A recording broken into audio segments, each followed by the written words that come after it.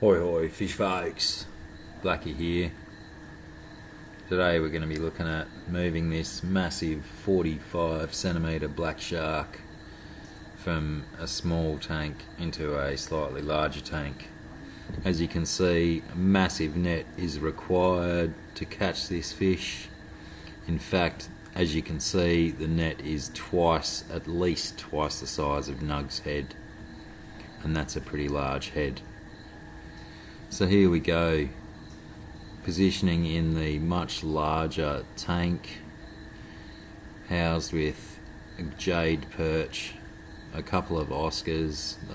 The big black and red Oscar, 30, maybe 31 centimetres, albino and red Oscar, with deformities, 24, 26 centimetres maybe, if it could straighten itself out. There's also an eel in here and a crayfish. Clearly the jade perch, the Baku grunter as it were, is the most inquisitive, which is interesting because Oscars generally have a massive boatload of personality, but the jade perch seems to be the one that's most interested in the black shark, checking him out, having a sniff, poking him in the bum just to see what results he gets.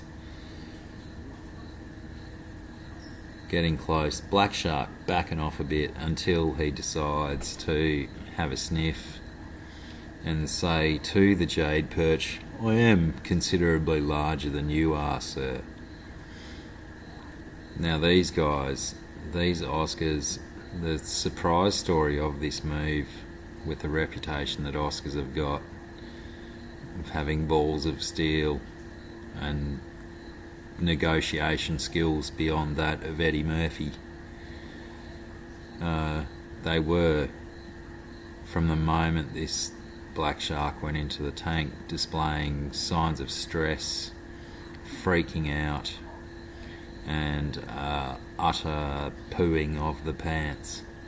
Especially the albino one. The albino one seemed to really freak out and back up into the corner, really hooked up into a super defensive pose, really stressed out, and we just sort of had to sit back and observe and see where it would go.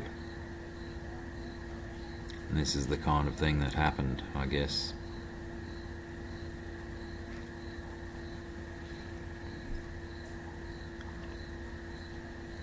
Now, a bit of history on this shark. It was a pet to someone we knew, who gave it to someone they knew, who gave it to someone they knew, and it came to us through someone we knew. Like, not 6 degrees of separation, 4 degrees of separation, we get this fish.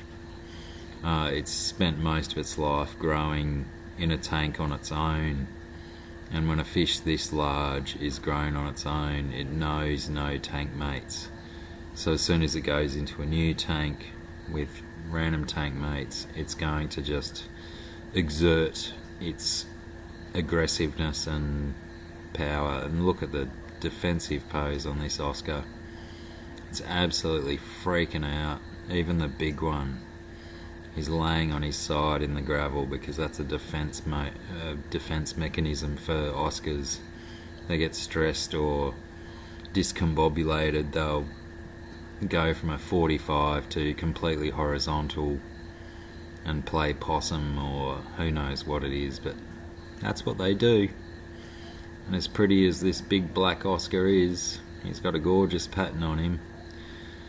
Yeah, he's still pretty much a gutless, stand up for yourself kind of guy. No, he doesn't stand up for himself.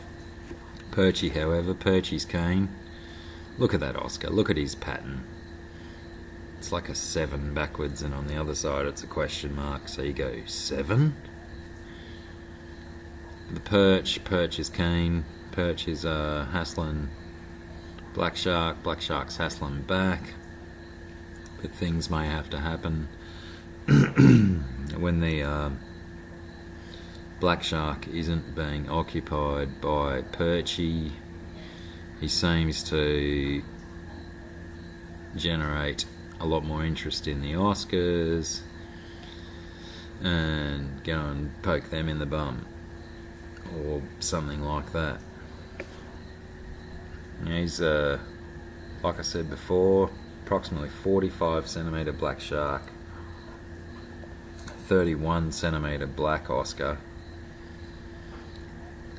with the balls that Oscars are supposed to have. You'd expect him to put up a fight, but they just completely beaten into submission. And perhaps that goes back to as well, these two Oscars were raised in a tank of someone else's on their own. These two fish, for the 10 maybe 11 years it's taken them to get to this size, and so yeah, maybe they don't know, partially their problem, that they don't know how to deal with other fish, especially fish larger than themselves, and it just drove them bonkers, I guess, pretty rapidly.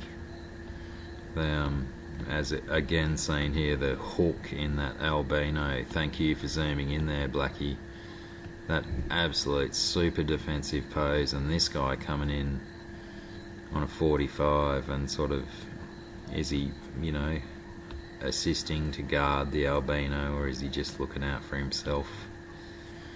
Lucky for them, the shark is more interested in the perch at the moment. But then bang, you know, they're all in the same corner of the tank again. Take your pick, black shark. They're all your victims. But yeah, the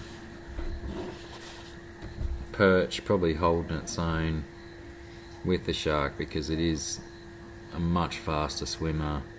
She turns sharper corners than the Oscars can. So he can go and give the black shark a poke and then run away, where the Oscars probably can't get away with sly punches. So eventually, yeah, Oscars, we moved out of there. They were showing too much stress. Put them in the tank that the black shark came out of, nice and clean.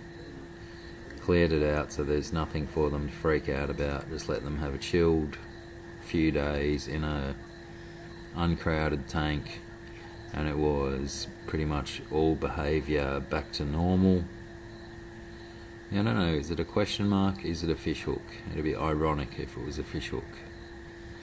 So yeah, all behaviour back to normal, apart from occasional outbursts of breakdancing and head spins by the albino Oscar.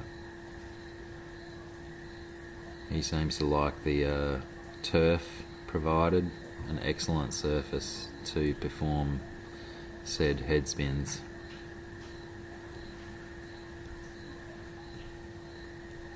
But yeah, much happier in this tank without a massive fish trying to kill them. And then of course there is the tank that they came from, which still has the black shark and the perch and the eel and the crayfish in it, but no Oscars. There's perch sitting in his corner, and finally the eel makes an appearance, if not at the last minute, but not so much stuff going on without the Oscars. Bye now.